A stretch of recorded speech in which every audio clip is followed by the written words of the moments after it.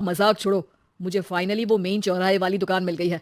अब देखना, आपका बेटा दुगनी स्पीड से पैसा कमाएगा। ओफो, ये क्या? मेरी ऑनलाइन मेकअप क्लास चल रही है। इतनी जोर से क्यों बोल रहे हो आप दोनों? अरे मेरी धर्म पत्नी जी, मेकअप क्लास बाद में करना, वो चौराहे वाली दुकान मिल गई है हमको। अरे वाह! रुको, मैं अपनी माँ को फोन लगाकर बता देती हूँ। अरे मैं भी अपने रिश्तेदारों को बता देती हूँ, कितनी खुशी की बात है। हाँ हाँ, मैं भी अपने दोस्तों को बता देता हूँ, 1 हफ्ते बाद रजिस्ट्री है। बस, घर में खुशी का मौका था। उन तीनों ने अपने अपने फोन उठाए और लोगों में बात फैलाना शुरू कर दिया। और रही सही कसर श्वेता बहू ने अपने पड़ोस में सबको बताकर कर दी। अरे वर्मा आंटी, अब हम भी जल्दी कार ले लेंगे, घर का रेनोवेशन होगा और ठाट से रहेंगे हम भी। अरे ऐसा क्या हुआ? लॉटरी बाटरी लग गई है क्या? अरे इस बार चौराहे वाली मॉल में हमको भी दुकान मिल गई है। दुकान नंबर 21, जो एकदम चौराहे पर है। अब ग्राहक बढ़ेंगे तो आमदनी भी बढ़ेगी ही ना। अरे वाह, कितनी खुशी की बात है। मैं बहुत खुश हूँ तुम्हें इतना खुश देख के। बाकी एक बात कहूँ, सबको मत बताते फिरना। किसी की नजर लग जाएगी तो खुशी की खबर वापस लौट जाएगी। हैं? ऐसे थोड़ी ना होता है। अब डरा रही हो। अरे सही कह रही हूँ, काली नजर कहते हैं इस चीज को, जब आप किसी को कुछ बताओ और वो काम बिगड़ जाए। अरे लेकिन मैं तो। तुमने सबको बता दिया ना? हाँ, फोन लगा लगा के। अब बच के रहना, काली नजर बड़ी खतरनाक होती है। श्वेता इतनी खुश रहती है कि वो वर्मा आंटी की बात पर ध्यान ही नहीं देती, जबकि पड़ोस में और भी लोगों से खुशी की खबर शेयर करती रहती है। अगले दिन राजेश बहुत दुखी होकर घर आता है। अरे बेटा क्या हुआ, मुंह क्यों सूजा हुआ है, मधुमक्खी ने काट लिया क्या? माँ, वो दुकान किसी और के पास चली गई, किसी ने ज्यादा भाव लगा दिया। अरे पर बात तो आपसे हुई थी ना उस दुकान वाले की।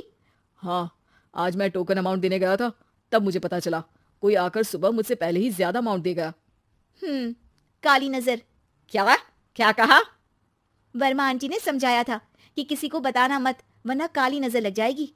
अच्छा, तुम्हें उनकी बात मान लेनी चाहिए थी। उनकी बात मान लेती, लेकिन उसके पहले ही सबको बता चुके थे ना हम तीनों। अरे अगली बार से ध्यान रखेंगे, कोई भी नई चीज होगी तो किसी को नहीं बताएंगे। तीनों कुछ दिन ऐसे ही रहते हैं, पर एक दिन श्वेता को एक मेल आता है। राजेश, मेरा ऑनलाइन मेकअप कोर्स कंप्लीट हो गया। अब मैं खुद का पार्लर खोल सकती हूँ। अरे वाह, अपने मोहल्ले में ही खोलते हैं, ये जो घर के सामने दुकान है ना, वहीं। हाँ, यहाँ सस्ती भी मिल जाएगी। अगले दिन श्वेता वर्मा आंटी के पास जाती है, मिठाई का डब्बा लेकर। अरे आओ आओ, कैसे आना हुआ?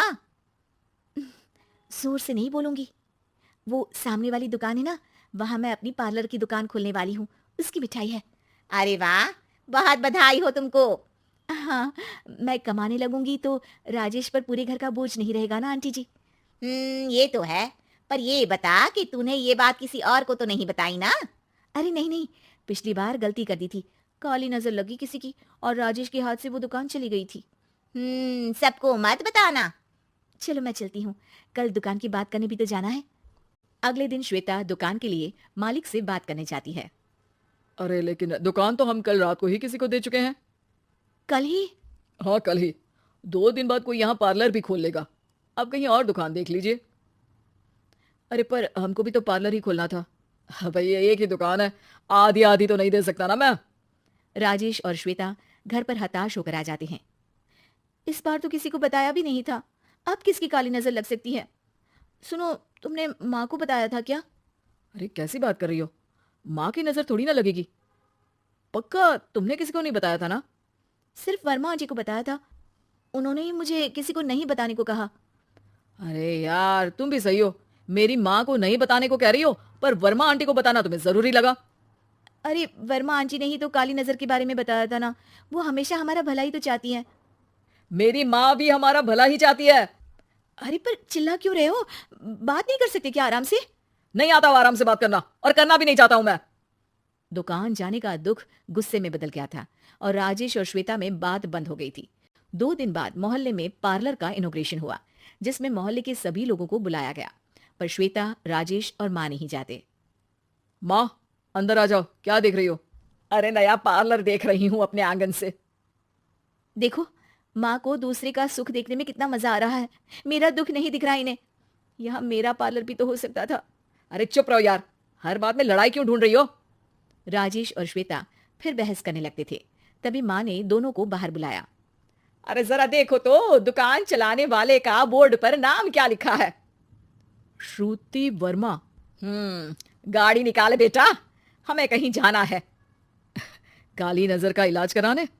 राजेश अपनी बाइक निकालता है। तीनों ट्रिपलिंग कर रहे हैं। माँ राजेश को उस मॉल वाली दुकान पर लेकर जाती है जहां राजेश अपनी दुकान खोलने वाला था।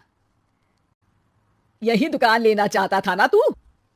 हाँ, पर इनको भी दुखी करने लेकर आई हो क्या यहाँ पर दुकान दिखाकर? वहाँ काफी नहीं था? अरे श्वेता, थोड़ा सब्र रख, अभी पता चलेगा कि हम यहाँ क्यों आए हैं। बता, इस दुकान चलाने वाले का नाम क्या है? अनुपम वर्मा। कुछ समझ में आया? वो दुकान वाली श्रुति वर्मा, ये दुकान वाला अनुपम वर्मा, और हमारे पड़ोस में हमने उस दुकानों के बारे में बताया किसको था? वर्मा आंटी को। मतलब वर्मा आंटी ही हमारा काम बिगाड़ रही है? नहीं नहीं, ऐसा नहीं हो सकता, ये बस इत्तेफाक है।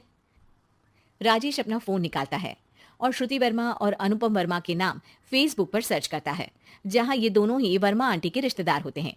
श्वेता को समझ में आ जाता है कि वर्मा आंटी की ही नजर काली नजर है। अब क्या करना है? कोई भी खुशी की खबर हो तो काली नजर से बचना है, यानी वर्मा आंटी से बचना है। अरे पर मुझे ये समझ में नहीं आया कि वो हमारे साथ ऐसा क्यों करेंगी?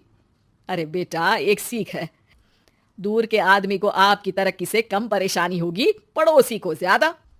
दोनों माँ की बात में हामी भरते हैं और अगला काम चुपचाप करने की कसम खाते हैं ताकि आगे से वर्मा